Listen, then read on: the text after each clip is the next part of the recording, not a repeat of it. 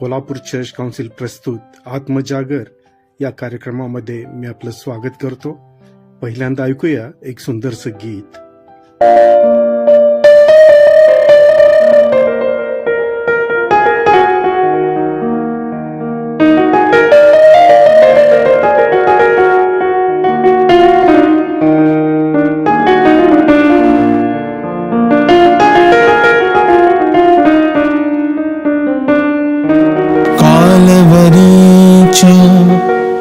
वाटेवरती असले घडले नवते,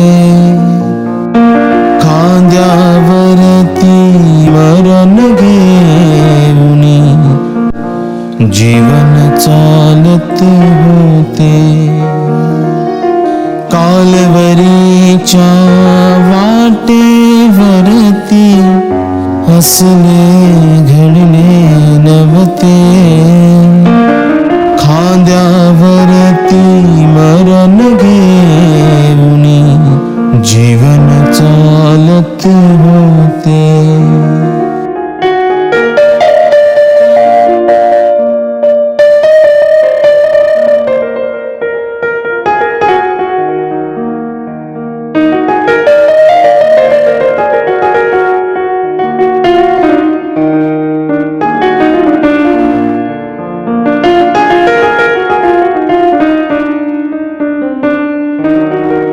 पाय स्पर्शिले ज्या भूमीला माती सुवर्ण झाली, हात स्पर्शिले ज्या मृताला झाले सजीव देही. आज परंतु याच भूगोली अजबच काही दिसते, खांद्यावरती मरण घेऊनी जीवन चालत होते. खांद्यावरती मरण घेऊनी जीवन चालत होते. कालवरीच्या वाटेवरती असले घडले नवते, खांद्यावरती मरण घेऊनी जीवन चालत होते. जीवन चालत होते. जीवन चालत होते.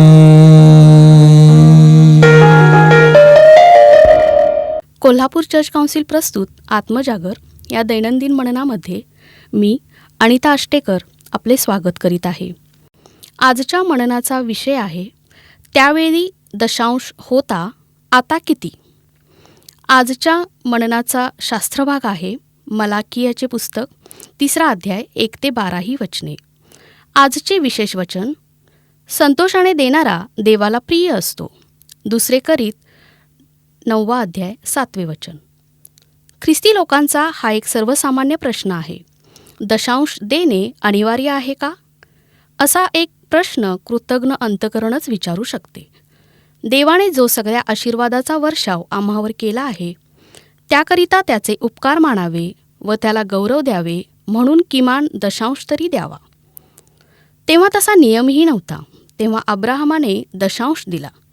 उपकारस्तुतीची ही ऐच्छिक पद्धत आहे. त्याच्या नातवाने याकोबानेही स्वच्छेने वचन दिले की जे अवघे तू मला देशील त्याचा दशमांश मी तुला अवश्य अर्पण करीन. उत्पत्ती 28:22. जेव्हा इस्रायलाची स्थापना झाली तेव्हा या उत्स्फूर्त कृतीचे देवाच्या नियमात रूपांतर झाले. भूमीच्या उत्पन्नाचा संपूर्ण दशमांश परमेश्वराचा आहे, मग तो जमिनीचा उपज असो अथवा झाडाची फळे असोत. ते परमेश्वराप्रित्यर्थ पवित्र होय. लेवी 27:30.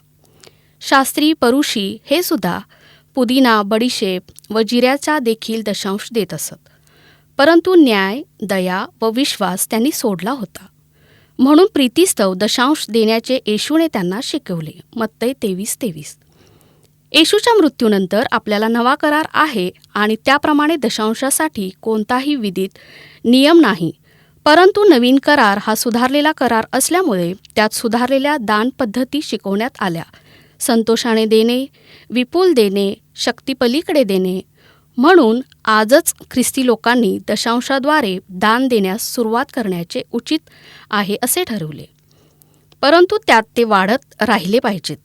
आम्ही तो देतच आहोत, देतच राहिले पाहिजे इतके की आपल्याला त्याची झळ पोहोचेल.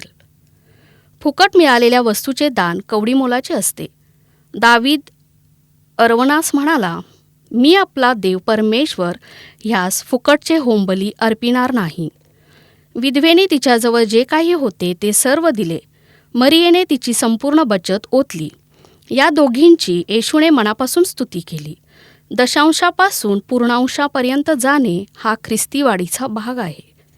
जे लोक त्याच्या उत्पन्नाचा दशांश देखील देवाला देत नाहीत ते चोर व ठग होत. मलाकी 3:8. आज आपण या वर्षाच्या दुसऱ्या सहामाहीत प्रवेश केला आहे. जर तुमच्या जीवनामध्ये व कुटुंबामध्ये देवासाठी आपल्या उत्पादनाचा केवळ 10वा भाग बाजूला काढून ठेवण्याची सवय नसेल तर आजच सुरुवात करा. तुमचा पगार मिळाल्याबरोबर ताबडतोब तो खर्च करण्याची सुरुवात करू नका. देवासमोर गुडघे टेका. त्याने दिलेल्या आशीर्वादाबद्दल त्याचे आभार माना. त्याचा हिस्सा बाजूला ठेवा. नंतर तुमची बिले भागवण्यास सुरुवात करा. ही एक आरोग्यदायी सवय आहे. आपण प्रार्थना करू.